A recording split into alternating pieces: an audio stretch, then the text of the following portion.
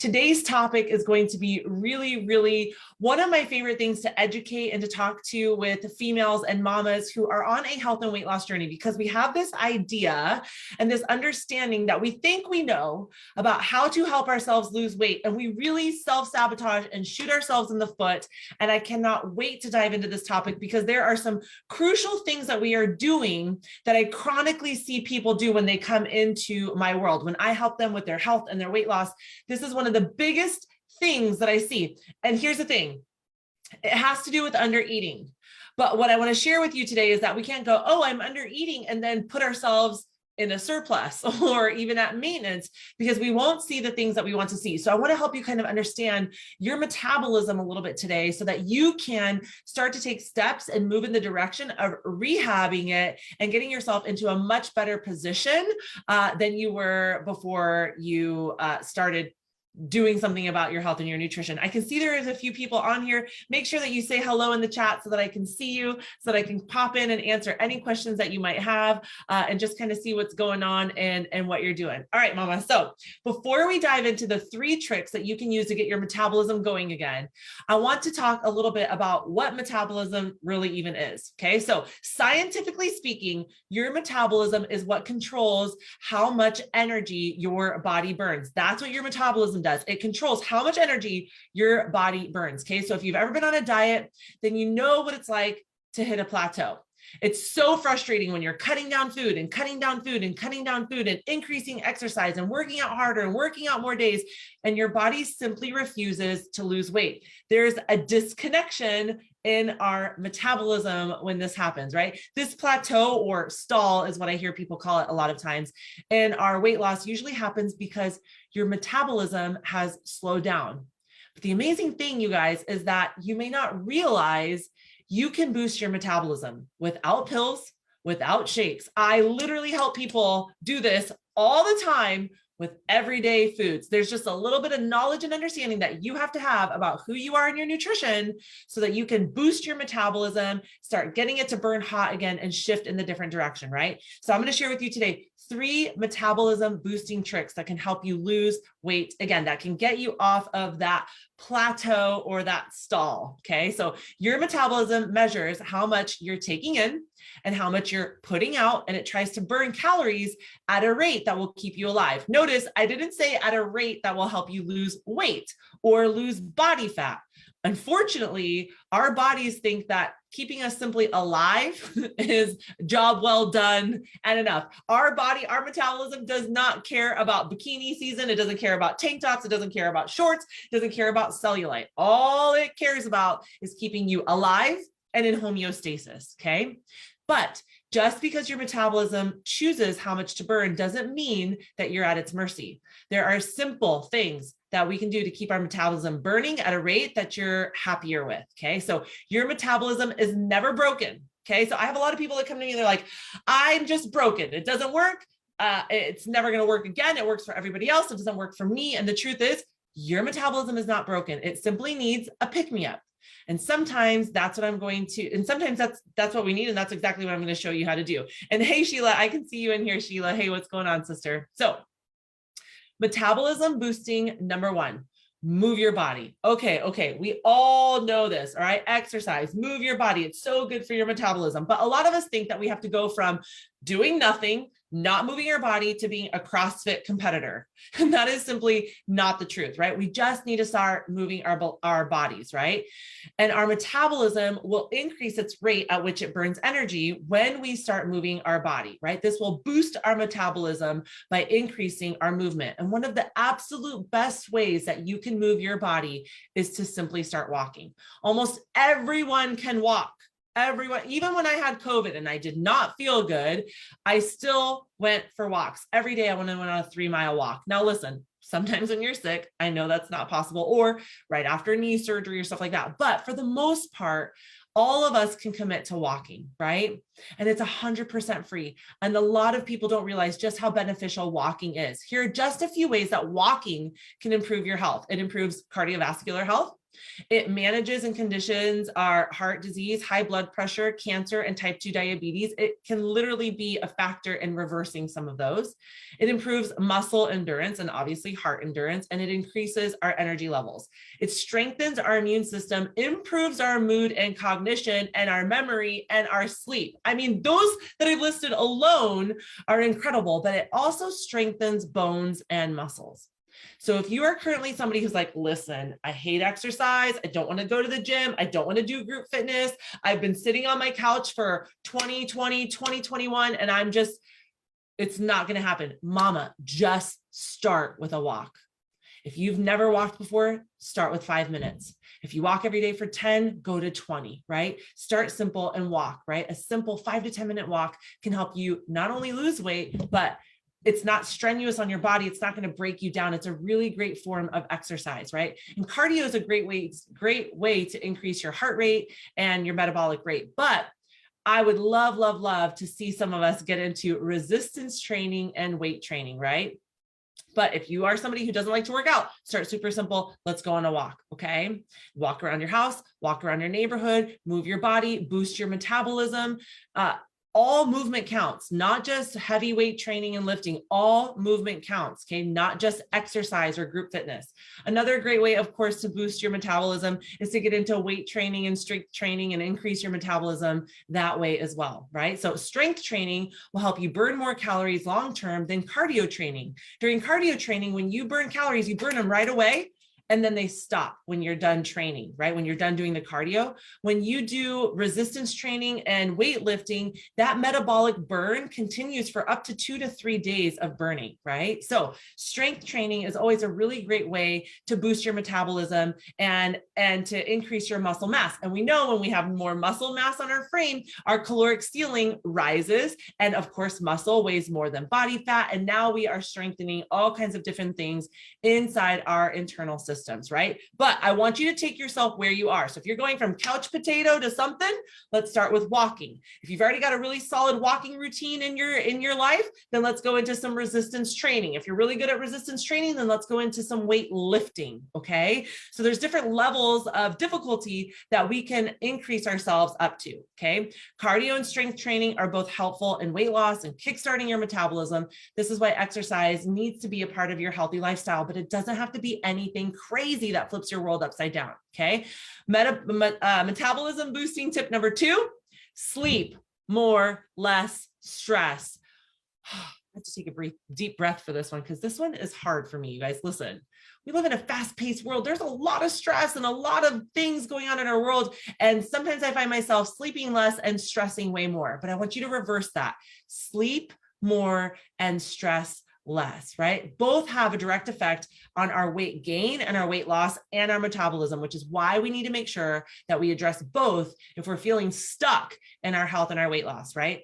Sleep is so crucial to not only weight loss, but overall health. During the 3rd stage of sleep, okay, around 5 or 6 hours, our bodies release hormones. And 2 of the hormones that it releases are leptin and ghrelin. Maybe you've heard of these 2 hormones before, but we're going to talk about this in the metabolism burning step 2 and 3, okay? So these 2 major hormones trigger our hunger cues and our appetites. Okay, so studies have shown that not getting enough sleep pumps too much ghrelin into our system, which is our hunger cue. It tells us that we're hungry, causing increased hunger, increased cravings, and causes too little leptin. And leptin is an appetite suppressant, right? And so that hormone doesn't get pumped in. The ghrelin kicks in and tells us eat more, eat more. That's why at 10 o'clock at night, you get these crazy cravings, or 9 or 9:30, whatever your end of the night is, you get these cravings. And really what you should do is go to bed, because your body is tired. But because you're not going to bed, it's like, okay, we need more energy. So then it dumps a bunch of leptin and ghrelin into your body, and then it tells you that you're hungry, and you're not really hungry, right? So if you're trying to regulate or boost your metabolism, you need to be getting 7 to 9 hours. Everybody's a little bit different, so know where you are of sleep each night, okay? That gives your body time to release the hormones that it needs in an appropriate amount so that we're not overly hungry or not hungry at all, right? That's another thing that I get from a lot of my soon-to-be clients or clients that I get on the phone call with is they don't feel hungry, and they think that's a good thing. They're like, I never feel hungry. and they're 50, 60 pounds overweight. Well, you know what has happened? You've shut off your leptin and ghrelin hormone. It doesn't even work anymore. It doesn't listen to you because it knows that no matter how much it tries to disrupt you, you don't stop. You don't change your behavior. So you eventually end up shutting those down. And that's a part of rehabilitating the metabolism that we're going to talk about in tip number 3. Okay. So another hormone that can disrupt your sleep is cortisol, the stress hormone, right? That's why we got to sleep more, stress less. When you're overstressed for too long, not only can cortisol prevent you from getting enough sleep, but it can also increase your appetite and cravings even more. Cortisol likes to release other hormones into our body, which can increase our hunger. So increased cortisol for a short time can boost your metabolism. Cortisol is good for you when we're using it during the right time of day. High cortisol in the morning, fantastic. High cortisol at night when you're trying to go to bed, not good, right? Some of my clients will tell me, just can't shut my brain down. I just can't shut my brain down. Yeah, that's cortisol screaming at you. That's your stress and all of your thoughts and all the whirlwind. Okay.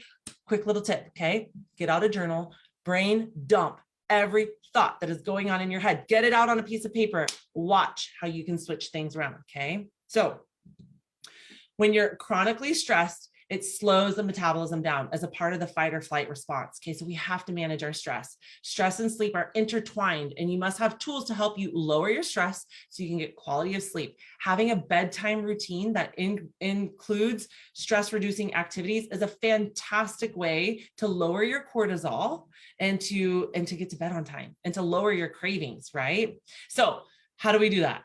A few very simple things: having a nighttime routine, meditation, journaling, yoga, reading for fun. Those are all really great ways. Having a nighttime tea. My favorite thing to do, you guys, is to turn all the lights down low, turn on the fireplace, and have my Calm, which is a magnesium tea. I put Calm in my tea, and I have a nighttime tea, and I start to get into my nighttime routine and turn it down mode, right? We want to wind down at the end of the day so that you can boost your metabolism while you're sleeping. Okay, so we've got 2 metabolism boosting tips that we just talked about. Okay, 1, move your body. 2, less stress, more sleep. 3, okay, y'all, you're not going to believe me on this one. I know you're not going to believe me on this one because nobody believes me on this one. Eat more food. I know this sounds crazy, but I can't tell you how many people chronically come into my world and they are eating a toddler amount of food and they don't understand or know why they are 40, 50, 60, 70 pounds overweight. And it's because your body is like, you don't love us, you don't feed us. And so we are going to downshift, downregulate everything that you do in your day to conserve and preserve energy so that we can stay in homeostasis. One of the ways we slow down our metabolism is by undereating, chronically undereating. I don't mean you underate for a day. I mean chronic undereating, which people who are chronic dieters tend to be in a chronic deficit, right? Can I get a little amen, a little raise your hand? No shame, y'all. We're in our group. We're in our safe space here. No shame. We are told that if we want to weigh less, then we have to burn more energy than we take in. The simple solution is to cut our food intake. But if you cut down too much, then your body goes into starvation mode where your metabolism literally slows down. And instead of burning energy quickly, it tries to save any energy that you give it or feed it, and it stores it as body fat so that when you don't give it enough, it can pull from the storage. But we really have to push that threshold for it to pull from the storage. What ends up happening is it just makes you tired and it slows all your metabolic processes down. All of them, right? So if you've tried restriction or diets that are super restricted, or if you've tried to live on 1,200 calories for a while, then you know how this goes. The truth is that if you want to increase your metabolism, you need to increase your food intake, okay? Now, like I said earlier, I'm not saying that anytime you hit a plateau, you should go out and binge eat. That's not what I'm saying. That's not going to be effective. You're going to get a result that you don't want. However, when you increase your protein and carb intake, you can give your metabolism the boost that it needs to start burning energy again. If you are strategic about it and you learn and understand how this works for you in your benefit, you can make it kickstart any plateau or any stall that you see happening in your health and weight loss. Protein, my friends, is always the best place to increase your intake because it's the building block of all of your cells. Healthy hair, skin, nails, muscle, bones, hormones, anything else, then you need to be eating enough protein. Protein is so good for you. It's the building blocks of everything inside your body, okay? We also discussed that muscle burns more calories than fat, right? So increasing your protein intake will help you build muscle, especially if you're strength training, right? And the more you build, the more you burn, right? So the second most important macronutrient for metabolism boosting is carbs. I know, blow your mind. Every time that I increase somebody's carbs and they drop a pound or two, they're like, what kind of witchcraft is this? And I'm like, it's not witchcraft, right? If you've been restricting your carb intake and your weight loss halts, then it might be time to reconsider what you're cutting out and why.